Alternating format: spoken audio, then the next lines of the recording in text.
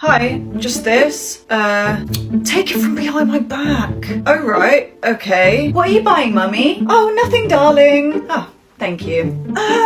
Is everything okay? Can you hide it, please? I do have to scan it. Yeah, but do it a bit more secretly. Why do you think it was behind my back? Okay, but the scanning machine's on top of the till. Oh, darling, look, what's that? Go and have a look. Okay, Mummy. Right, you can scan it now. Thank you. It's obviously a Christmas present for my daughter and I'm trying to keep it a surprise. Okay, well, anyway, that's £30, please. Quick, she's coming back. Hide it. Mummy, what's that? It's hers. Is it? Yeah, this is mine. Mummy, why are you acting weird? Oh, I give up. Just give me it. I'm sorry. And then I got this perfume. Wow. And a wicked book. Okay, why are you showing me what you got for Christmas? Well, I came straight to work from my family's house, so I've got all my presents with me. Yes, but why are you showing me? I'm on break. Oh, well, I just wanted to give you a haul. I thought you'd appreciate it. Well, not when I'm trying to eat my lunch. Well, I posted a what I got for Christmas haul on my TikTok and no one even saw it. So if I watch your haul right now, that will make you happy. Well, kind of, yeah.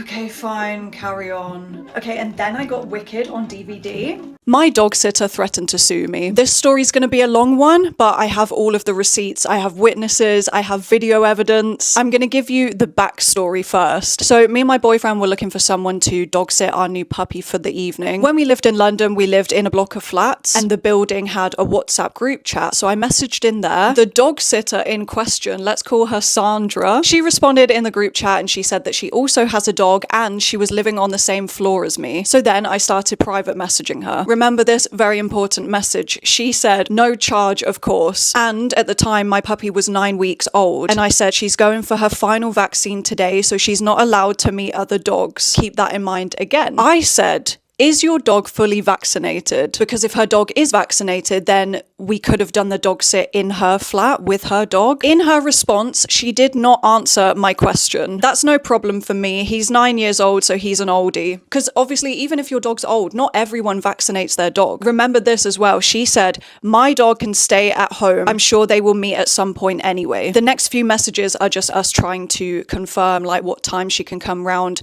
prior to the dog sit to meet us and to meet our dog. She comes round, she meets Fifi, everything seems good, and then this is where things go downhill. On the day of the dog sit, she gets here, and me and my boyfriend have some of our friends round, having some pre-drinks and stuff before we were heading out. My boyfriend does music and stuff, so he had like a music competition that night. I then gave Sandra a quick tour of the flat downstairs, because the flat was 2 floors, so the kitchen, dining area, living room, and a toilet were all downstairs. I showed her the fridge, I said you can help yourself to any food, and I specifically said to her that Fifi was not allowed upstairs at that point. The only things upstairs were bedrooms, so obviously with a toilet being downstairs already, she would have no reason to go upstairs, especially because I also said the dog can't go upstairs, so keep that in mind. This is where I should probably mention my fault in this story. Because Fifi was a puppy, we were trying to crate train her downstairs. So we had a little blink camera set up on the dining room table. Nothing else was on this table, by the way. Like the camera was there and that was it. Like you could very clearly see it, and it was pointing towards Fifi's crate. I have evidence of this as well, that we had that camera there for weeks, but I didn't even think to tell Sandra about the camera because obviously I forget about the camera, it's just there. I have since Googled it, like whether I'm allowed a camera in my own property, and it does say like you should tell guests or like other people coming into your property, you should inform them of the camera being there, but you don't legally have to, is what it said, if the camera's hidden about the camera, because obviously I forget about the camera, it's just there. I have since Googled it, like whether I'm allowed a camera in my own property, and it does say like you should tell guests or like other people coming into your property, you should inform them of the camera being there, but you don't legally have to, is what it said. If the camera's hidden as well, obviously that's illegal, but it was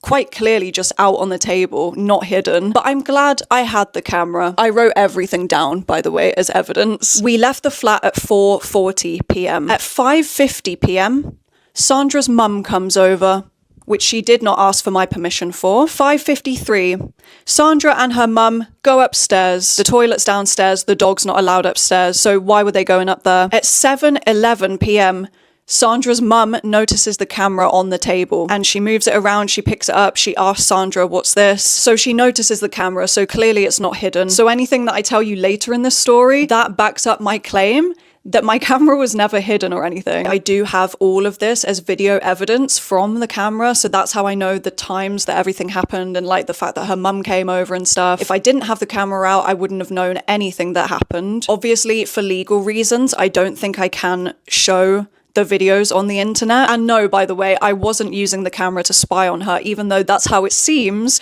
because since then I've obviously gone back and watched all of the footage from that night. Sandra's dad comes over to the flat at 7:20 p.m. and then 7:26 p.m. Sandra's mum and dad go upstairs. By the way, throughout all of this happening, there were also times where they were taking pictures of my things. Sandra was showing my Michael Jackson collection to her mum. I've got quite a nice collection, so I'm glad she was admiring it. But she was literally taking pictures of it and her mum made a comment like, wow, that's really weird.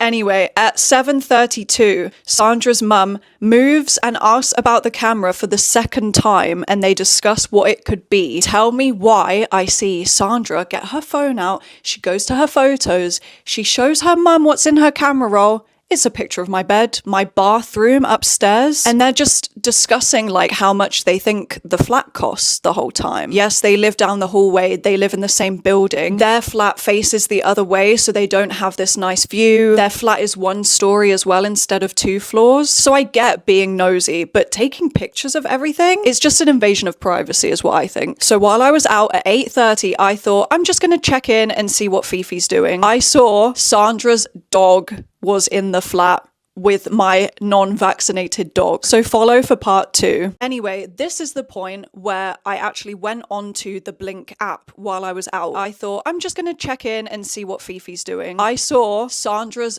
dog was in the flat with my non-vaccinated dog. Obviously, I specifically said she can't meet other dogs. This is why you were doing the dog sit in our flat instead of in your flat with your dog. That was the whole point. She agreed, oh, our dogs will meet another time. They don't have to meet now. So I'm really glad that that was the point that I checked the app, but I hadn't seen anything else leading up to that point. So after much deliberation, I decided to text Sandra. I said, hey, sorry, just checking the camera to see how everything is. And I see that your dog is over. Please, could you take your little one home? I don't know if she read that message or not, but I thought we might as well just call her. When I the next day watched back all of the footage from the night, I could see the moment that my boyfriend called her. Sandra and her mum audibly gasped when we called her. There were a lot of times as well where like Sandra's mum would say things like, are they going to come home? Like, oh, what if they come home right now? Stuff like that. So they clearly knew that her mum shouldn't be there. My boyfriend was very, very nice on the phone, by the way. I was just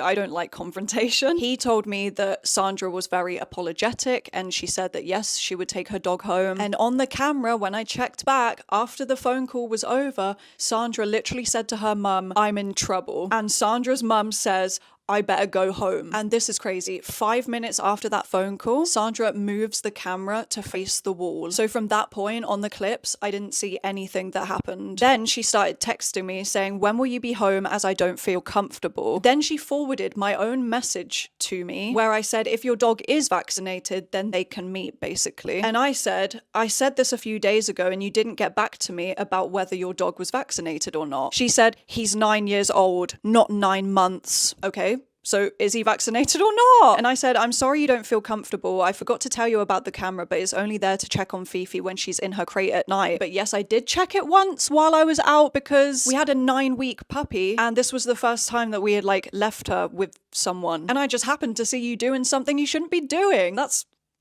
Am I in the wrong here? She said, of course he's vaccinated. He travels abroad. Okay. How was I meant to know that? And then I kept her updated. I said, on the way back now. We came back with all of our friends that were there at the start of the night. And by the way, when we got back, Fifi, our dog, was visibly scared. She was hiding up a corner in the kitchen that she had never been in before. And obviously, because the camera had been moved, we came back with all of our friends that were there at the start of the night. And by the way, when we got back, Fifi, our dog, was visibly scared. She was hiding up a corner in the kitchen that she had never been in before. And obviously, because the camera had been moved, we don't know what happened in those last hour or two. My boyfriend entered the flat first and he said, hello. Sandra was in the kitchen and she said, I'm really not happy. I'm furious, in fact. And Sam, my boyfriend, says, well, we're not very happy either, to be honest. Sandra said, I didn't realize Big Brother would be watching me. My boyfriend just wanted to make a lighthearted joke out of the situation and he said, Big Brother's always watching. So because Sandra was still in the kitchen and me and all of my friends were still in like the entryway to the flat,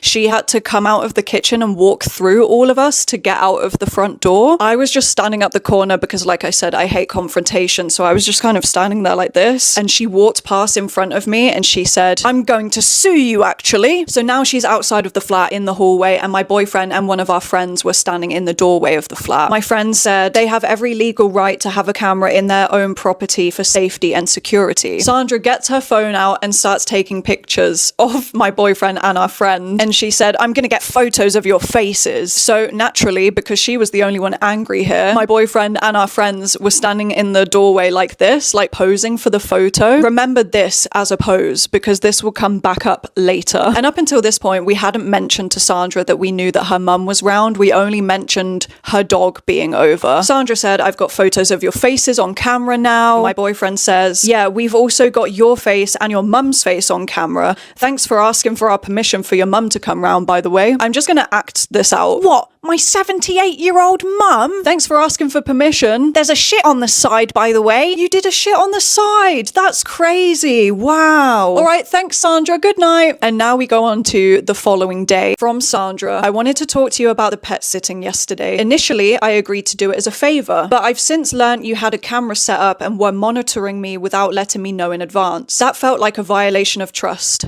Talking to me about a violation of trust? That felt like a violation of trust and it's made me reconsider our arrangement. Given the circumstances, I'm no longer comfortable treating it as a favour. My usual rate is £13 an hour and I was there for 6.5 hours, which comes to £84.50. Which is funny because how is that your usual rate when you're not actually a dog sitter? She was literally just a neighbour. Please let me know when you can send it over. I had to take a break, but I'm back. I said, I'm sorry I didn't tell you about the camera beforehand. I only checked the camera once last night, very quickly, because I wanted to see what Fifi was up to, and then I saw that you had your dog and your mum over. I thought we agreed that our dogs wouldn't meet yet, but maybe that was a miscommunication, so I'm trying to give her the benefit of the doubt still. I apologise for making you feel uncomfortable, but you also made us all feel uncomfortable last night. You mentioned I broke your trust, but you also broke my trust by bringing your mum and dog over without asking. I don't want any beef, but you did agree that you'd do it for free. I can give you some form of payment, but I won't be paying the amount that you mentioned since I wasn't happy with your services and how the night ended.